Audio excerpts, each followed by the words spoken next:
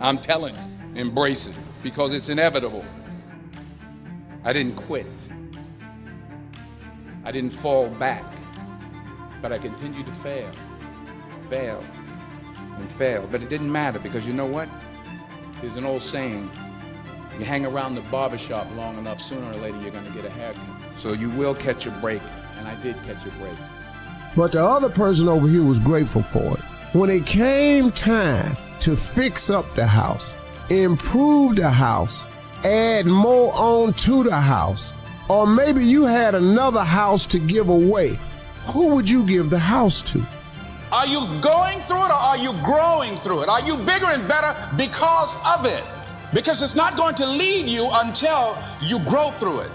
You don't settle on a dream one day and go chasing after it. Next, a dream is the end point. Between here and there is a lot to do, and you need to figure out what needs to be done, how and when. All this requires a plan. You need to set goals for yourself and create a plan to achieve those goals. You want to be a leading attorney on cybersecurity. That's not going to happen overnight. You'll need to master the law in the area, write on the topic, present and speak on the topic, lead organizations that address the topic, represent clients with matters in the area, win cases in the areas, and overall develop a reputation as the go-to lawyer in the area. Totally understood it. And at the time, the only thing I had was my book. And I had written my book as a journaling process to help me get through my injury. And so I would just journal, I put it in book form, and I really just wanted to give it to my grandmother. And one morning I get up with my wife and we're getting dressed, and she's in the mirror, and I'm standing there beside her, and I say to my wife, babe, you're not gonna believe it. She said, what you got, Ink? I said, I'm headed to Chicago, I'm about to go meet Oprah and give her my book. And my wife looked at me, she said, Ink, you know Oprah? I said, nope. She said, oh, you know anybody at Harpo Studios? I was like, nope. She said, you sure? I said, yes, ma'am. She said, go for it. I had a 2X suit.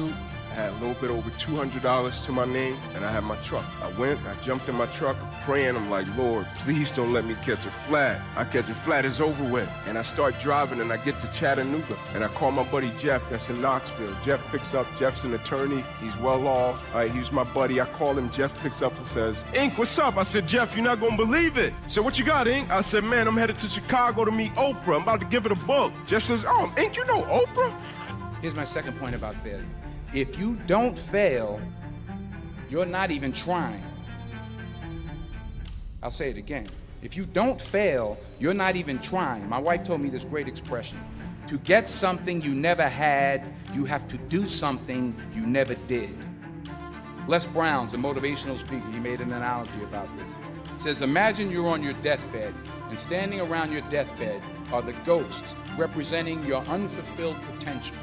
The ghost of the ideas you never acted on. I said, no. He said, oh, I get it.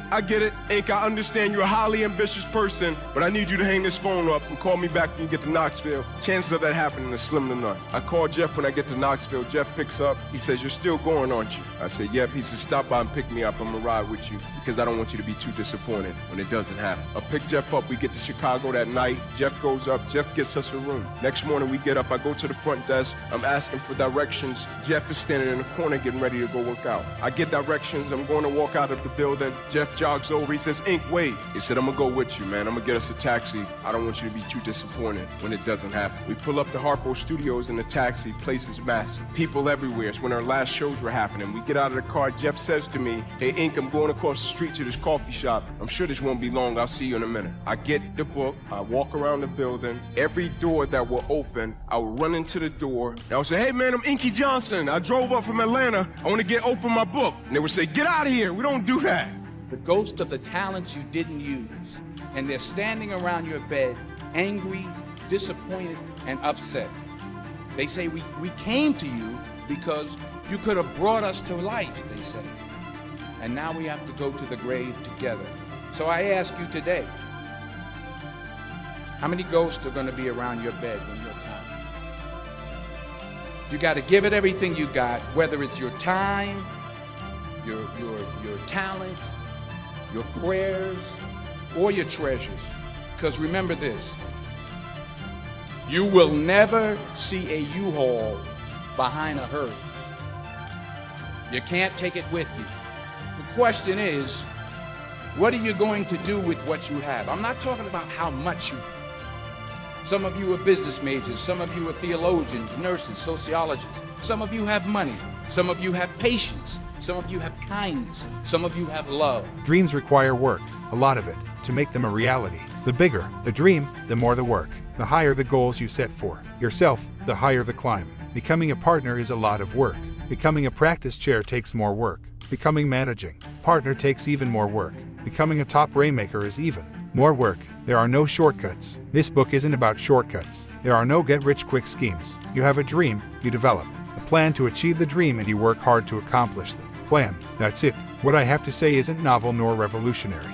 I think logically you would give it to the person who has shown the most appreciation for it. I bet you, man, if I done gave somebody this something and all they do is complain about it, I can assure you that if they come back to me for some more, I'm gonna be real slow to grant that wish. Cause man, the last time I gave you a place to stay, I know it wasn't the best house on the block, but you didn't have nothing when you came to me.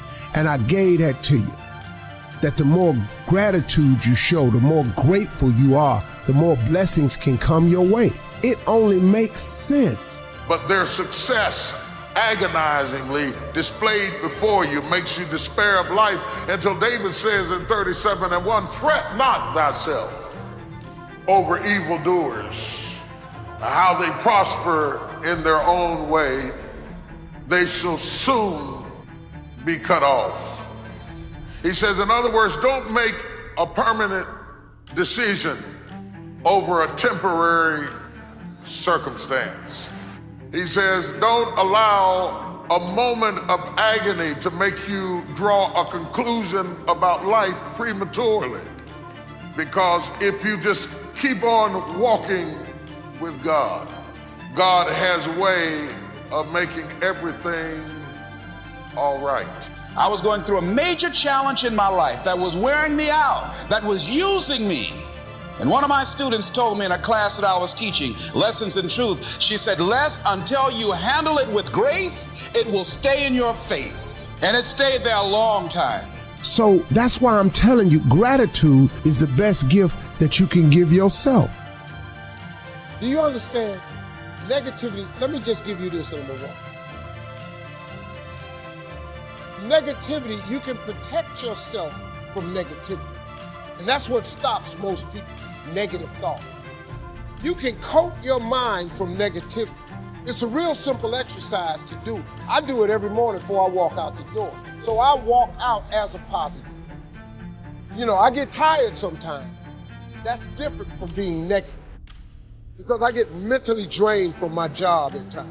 But to coat your mind from negativity, the way you can put a coating around your mind is with one simple thing: gratitude. Gratitude erases negativity. I'm gonna show you how this works. You wake up in the morning, you start having to reason a little bit quicker. Are you learning anything, or are you doing it over and over and over again?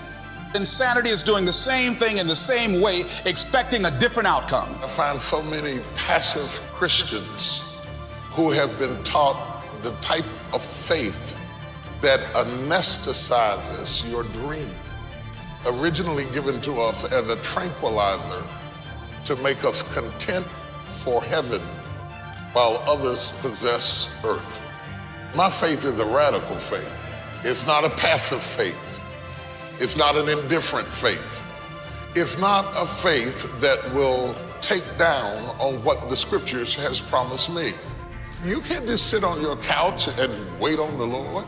In fact, I'm probably just confirming what you've already heard and what you already know. This book is for those who are willing to put in the hard work but don't quite know what hard work to do. They'll put in the time and the long hours but want to make sure they're not spinning their wheels or running in several different directions all at once. They're willing to work hard. They just want to make sure they're working smart. It's saying the obvious, but it must be said nonetheless. Working hard is a prerequisite to accomplishing any dream. Anything worth pursuing takes work.